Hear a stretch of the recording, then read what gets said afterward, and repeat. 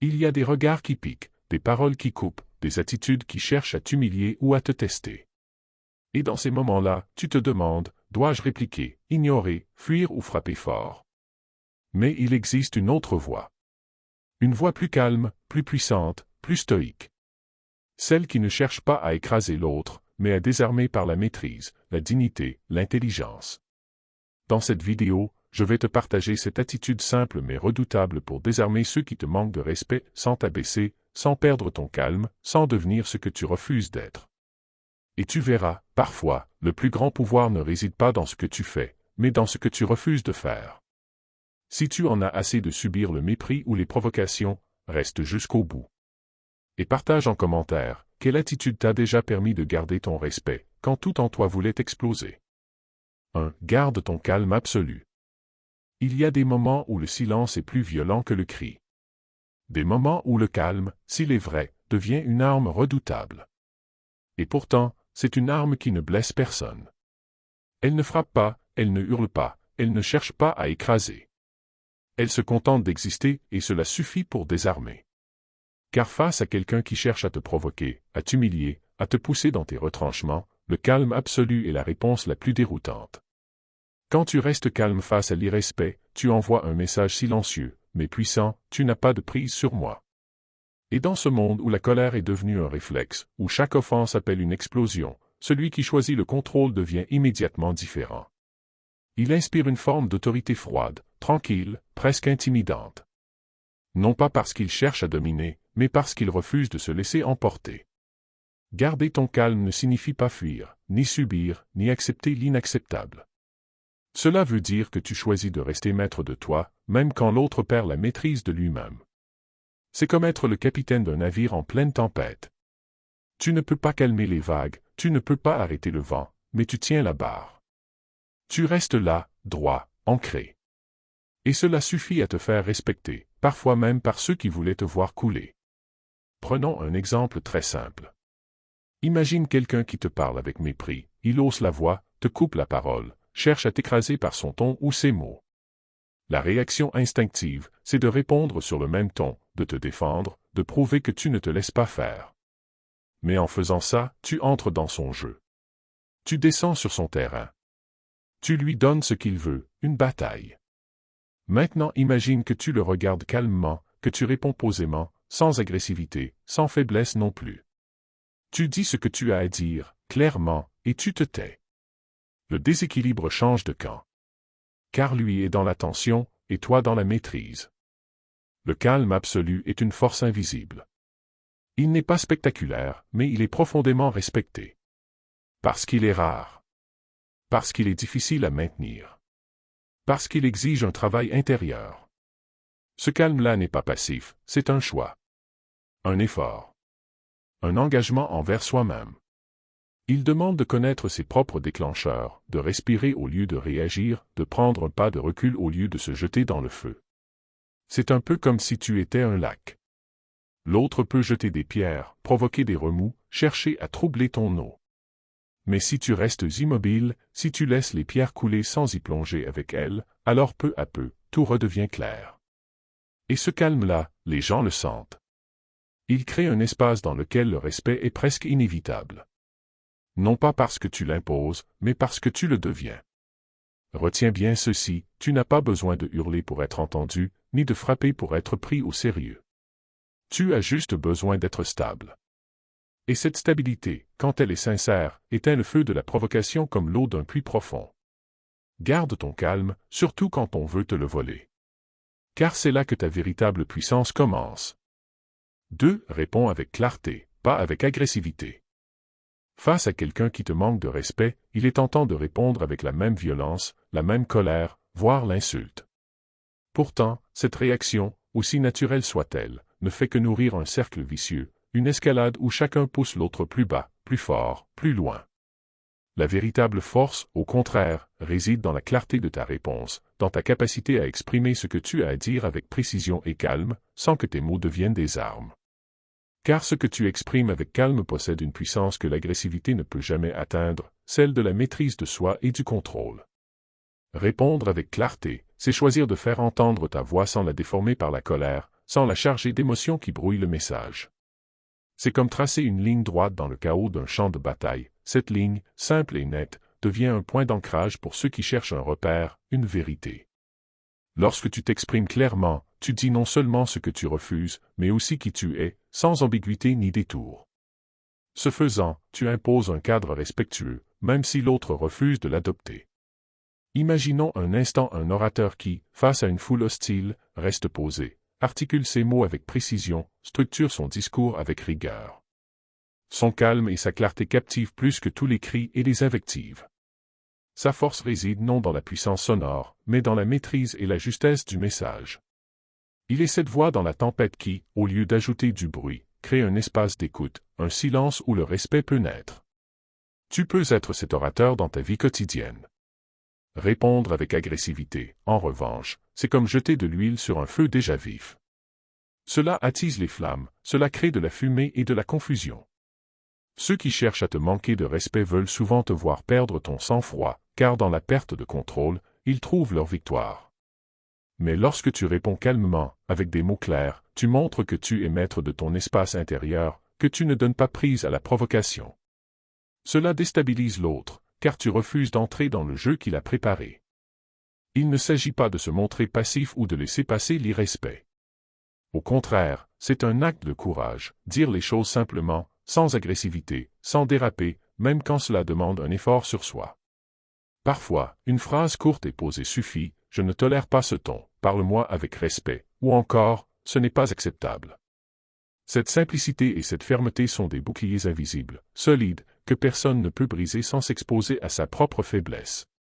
Pense à l'eau d'un ruisseau, elle ne cherche pas à briser la roche par la force, mais par la constance et la douceur de son passage.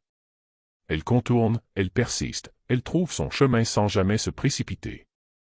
Ta réponse, claire et calme, est comme cette eau, elle peut sembler discrète, mais elle est inarrêtable. Elle désarme la tension, dissipe la colère, ouvre la porte à une communication possible où elle met fin poliment, mais fermement, à une interaction toxique. En adoptant cette attitude, tu affirmes non seulement ton respect envers toi-même, mais tu invites l'autre à faire de même. Et s'il refuse, ce n'est plus ton combat. Tu as fait ta part avec dignité, tu as gardé ta clarté. Le reste appartient à l'autre. 3. Pose des limites calmes mais fermes. Dans la vie, le respect que les autres te portent commence toujours par le respect que tu te portes à toi-même.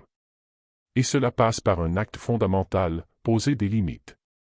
Mais attention, ces limites ne sont ni criées, ni imposées avec violence. Elles sont posées dans un calme souverain, une tranquillité ferme, une clarté d'intention qui ne laisse aucune place au doute. Car une limite posée avec colère ou agitation sera perçue comme une faiblesse, une perte de contrôle, une invitation au conflit. En revanche, une limite affirmée avec sérénité, mais sans ambiguïté, devient un rempart solide, un espace sacré qui invite à la retenue et au respect. Imagine un jardin protégé par une haie bien taillée. Cette haie ne pousse pas au hasard, elle délimite clairement l'espace où la vie s'épanouit. Elle ne cherche pas à empêcher la lumière ou la pluie, mais elle filtre, elle canalise, elle empêche les intrusions. Tes limites sont comme cette haie, elles ne sont pas là pour isoler, mais pour protéger ce qui t'est essentiel. Lorsque tu poses tes limites avec calme, tu montres à l'autre que tu connais ta valeur, que tu respectes ton espace personnel et que tu n'es pas prêt à le laisser envahir ou bafouer. Poser une limite, c'est aussi affirmer que tu ne seras pas complice d'un comportement irrespectueux. Par exemple, si quelqu'un élève la voix contre toi, tu peux simplement dire, avec une voix posée mais ferme, « Je suis prêt à continuer cette discussion, mais seulement si tu parles calmement. » Ce n'est pas une menace, ce n'est pas un ultimatum agressif, c'est un acte d'autorespect qui, souvent, amène l'autre à se recentrer ou à réfléchir. Et s'il persiste, alors la limite devient une invitation à prendre du recul, à s'éloigner si nécessaire, sans dramatiser. Il faut comprendre que poser des limites est un acte de courage et de sagesse, car cela implique parfois de faire face à la désapprobation, au rejet, voire à la colère des autres. Mais c'est aussi ce courage-là qui forge le respect. En ne cédant pas à la tentation d'accepter tout, d'endurer sans rien dire, tu envoies un signal clair, je ne suis pas un objet, je suis un sujet. Je décide ce que j'accepte et ce que je refuse. Une autre image peut t'aider à saisir cette idée, pense à un phare qui, inlassablement, indique la limite entre la terre et la mer. Ce phare ne s'énerve pas contre les vagues, il ne crie pas au bateau. Il éclaire simplement, fermement, sans faiblir. Ses limites sont visibles et respectées, car elles sont nécessaires à la sécurité. Tes limites, posées calmement, jouent ce même rôle. Elles créent un cadre dans lequel les échanges peuvent avoir lieu sans violence ni irrespect. En fin de compte, poser des limites calmes mais fermes, c'est se protéger sans attaquer, c'est affirmer sa dignité sans s'imposer brutalement. C'est un équilibre délicat, mais essentiel, car c'est la base sur laquelle tout respect véritable se construit. Et plus tu t'entraîneras à poser ces limites avec calme, plus tu observeras que l'autre commence à te respecter, non pas par peur ou soumission, mais par reconnaissance de ta force intérieure. 4. Ne te justifie pas. Il existe une manière subtile, presque imperceptible, de perdre du terrain dans la relation à l'autre, c'est quand tu commences à te justifier face à quelqu'un qui ne te respecte pas. Pas pour réparer un malentendu, ni pour rétablir une vérité, mais pour te défendre face à un jugement que tu n'as jamais demandé. Se justifier dans ce contexte, c'est comme tendre les clés de ta dignité à quelqu'un qui n'a ni l'intention de te comprendre, ni le droit de te juger. Et chaque fois que tu t'expliques à ceux qui t'attaquent, tu leur envoies ce message silencieux: ton regard a plus de valeur que ma propre clarté intérieure. Mais ce que tu dois comprendre, c'est que dans certaines situations, la justification est une faiblesse camouflée en bonne intention. Elle naît d'un besoin d'être aimé, approuvé, compris. Pourtant, ceux qui te manquent de respect ne cherchent ni ton explication, ni ta paix. Ils cherchent à tester ta confiance en toi, à voir si tu doutes, si tu te rabaisseras en leur donnant une justification qu'ils n'ont pas méritée. Imagine un trône au sommet d'une montagne. Tu es assis dessus. Tu ne cries pas. Tu n'as pas besoin de te défendre. Ce trône, c'est ta posture intérieure, ta stabilité. Se justifier face à une attaque injustifiée, c'est comme descendre de la montagne pour aller discuter dans la boue. Pendant que tu expliques, l'autre t'observe, non pas pour comprendre, mais pour détecter tes fissures. Plus tu parles, plus tu creuses. Et moins tu imposes le respect. Cela ne signifie pas qu'il faut devenir froid, fermé, ou incapable de communiquer. Mais cela signifie qu'il faut faire la différence entre éclairer quand c'est utile et s'excuser de respirer. Un exemple simple, tu dis non à une invitation, et on te répond avec insistance ou reproche. Tu n'as pas à te lancer dans une dissertation sur tes raisons. 1. Je ne suis pas disponible, dis calmement et sans gêne, suffit. Car en réalité, ceux qui te respectent n'ont pas besoin de justification, et ceux qui te méprisent n'en feront jamais bon usage. Ne te justifie pas quand on te provoque. Ne cherche pas à gagner l'approbation de quelqu'un qui a déjà décidé de te rabaisser. Ne perds pas ton souffle à essayer de convaincre ceux qui ne t'écoutent que pour avoir le dernier mot. En agissant ainsi, tu offres ta force à ceux qui ne la méritent pas, et tu t'éloignes de toi-même, lentement mais sûrement. Sois comme une muraille silencieuse, stable, présente, claire dans ses contours. Une muraille ne s'excuse pas d'être là. Elle ne bouge pas à chaque vent, elle ne répond pas aux pierres. Elle reste. Et c'est cette solidité intérieure, cette capacité à ne pas te disperser en explications inutiles, qui finit par désarmer même les provocateurs les plus brillants. Tu n'es pas obligé de te faire comprendre pour exister. Tu n'as pas à te justifier pour mériter le respect. Tu dois seulement rester fidèle à ce que tu sais être juste, parler quand c'est nécessaire, te taire quand c'est sage, et avancer sans baisser la tête. Car la vraie autorité n'a pas besoin d'être prouvée. Elle se ressent. Et elle commence quand tu arrêtes de mendier l'approbation de ceux qui n'ont rien à t'offrir. 5. Ne rends pas l'humiliation. Élève-toi au-dessus. Il y a un instinct profondément humain, presque animal, qui surgit dès qu'on nous manque de respect, celui de rendre coup pour coup, de renvoyer l'humiliation, de blesser là où l'on vient d'être blessé. Et pourtant, aussi légitime qu'il puisse paraître, cet instinct, s'il n'est pas maîtrisé, devient une trahison silencieuse de soi-même. Parce qu'en rendant l'humiliation, tu crois reprendre le pouvoir, mais en réalité, tu le laisses derrière toi. Tu descends sur le même terrain, tu joues selon les mêmes règles, et tu deviens peu à peu l'image inversée de celui que tu voulais fuir. S'élever au-dessus de l'humiliation, ce n'est pas l'ignorer comme si elle n'avait jamais existé. Ce n'est pas faire semblant que rien ne t'a touché. C'est avoir la lucidité et la force intérieure de choisir une autre voie. Celle qui dit « Je vaux plus que ce qu'on me projette ». Je n'ai pas besoin de salir l'autre pour rester propre. Ce choix n'est pas facile. Il demande une colonne vertébrale. Il demande de la profondeur. Il demande de la grandeur d'âme. Imagine un aigle qui vole très haut, dans les airs. En bas, on l'insulte, on le critique, on le provoque. Mais il ne descend pas. Il n'a pas à le faire. Parce que sa place n'est pas là, au ras du sol, dans la poussière des conflits inutiles. Et plus encore, il ne s'abaisse pas à chasser des mouches. De la même manière, quand on te provoque, quand on te rabaisse volontairement, refuser de répondre par la même arme, c'est affirmer ton élévation. Ce que peu comprennent, c'est que le mépris est souvent un aveu d'impuissance déguisé. Celui qui t'humilie ne te montre pas sa supériorité, il dévoile son vide intérieur, sa fragilité maquillée en agressivité. Et si tu réagis avec la même noirceur, alors tu confirmes, malgré toi, que ces mots t'ont atteint à l'endroit où tu es encore blessé. En revanche, si tu restes digne, si tu choisis le silence ou une réponse sobre, posée, contenue, tu exposes son vide sans avoir à le nommer. Prenons un exemple. Tu es dans une réunion et quelqu'un fait une remarque humiliante, destinée à te ridiculiser devant les autres.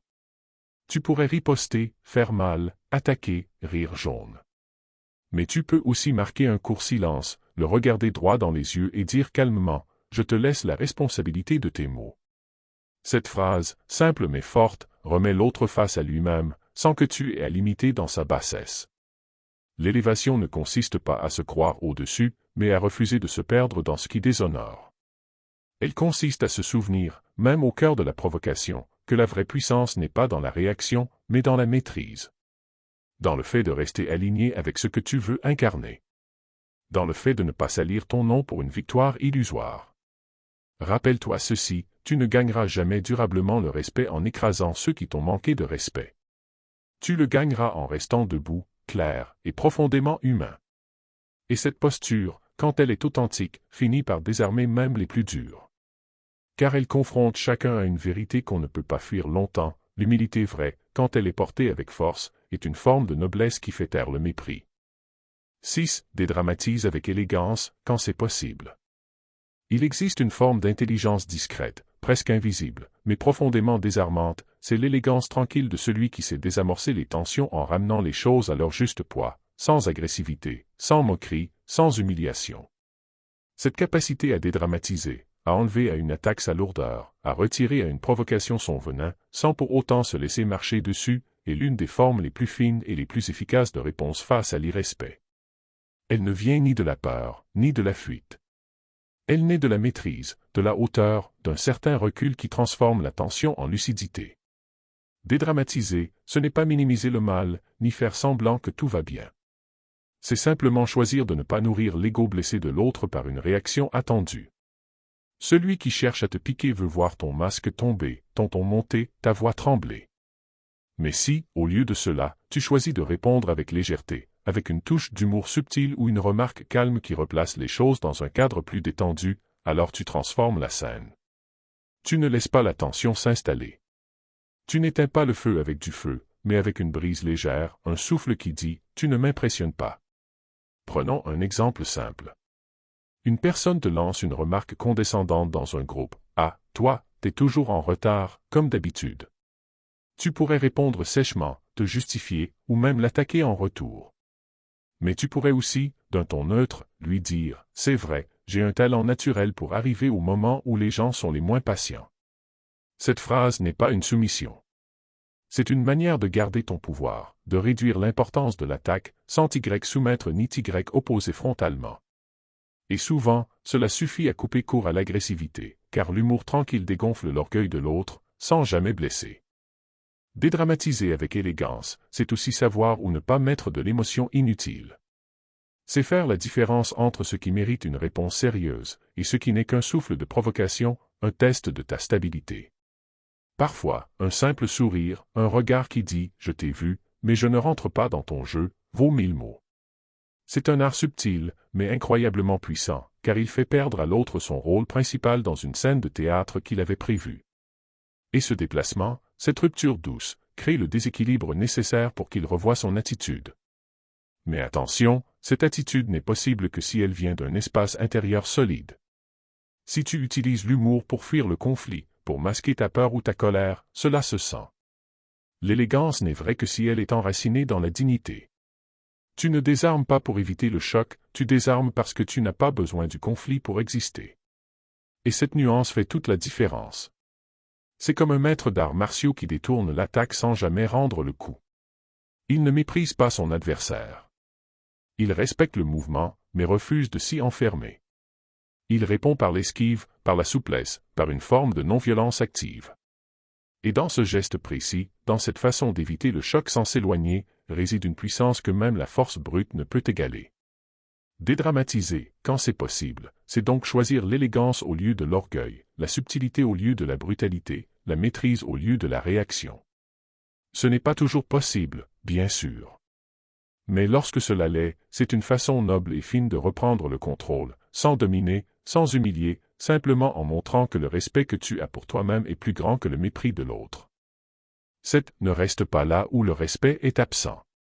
Il faut parfois plus de courage pour partir que pour rester. Car rester là où le respect est absent, c'est lentement s'habituer à l'idée que l'on mérite moins, que l'on doit composer avec l'humiliation, négocier avec l'indifférence, avaler l'ironie blessante ou les regards qui diminuent.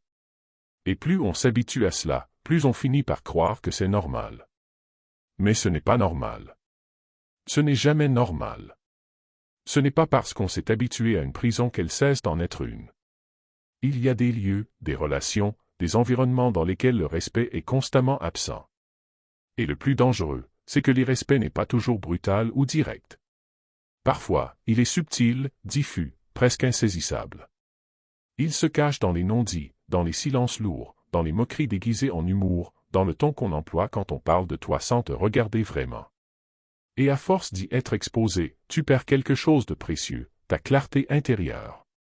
Tu ne sais plus très bien où tu en es, ni ce que tu mérites. Tu finis par douter de ta valeur simplement parce que tu l'as trop longtemps laissé piétiner. C'est pourquoi la dernière des attitudes, la plus radicale peut-être, mais aussi la plus puissante, c'est celle-ci, savoir s'en aller. Quitter ce qui t'abîme, même si c'est familier. Refuser de continuer à t'exposer là où tu n'es pas respecté, même si cela signifie être seul pendant un temps.